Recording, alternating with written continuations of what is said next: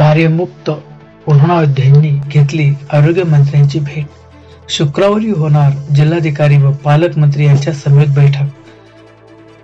Covid staff मधील कार्यमुक्त आरोग्य कर्मचारी यांनी गुरुवारी सकाळी आरोग्य मंत्री तथा जिल्ह्याचे पालकमंत्री राजेश टोपे यांची भेट घेतली. आरोग्य कर्मचाऱ्यांनी आमच्या मागण्याबाबत सकारात्मक निर्णय घ्यावा अशी मागणी या आरोग्य कर्मचाऱ्यांनी केली.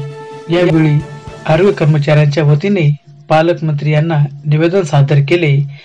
या निवेदनावर पालकमंत्री यांनी संबंधित आरोग्य कर्मचाऱ्यांच्या संदर्भात योग्य ती कारवाई करावी असे निर्देश जिल्हाधिकारी यांना दिले.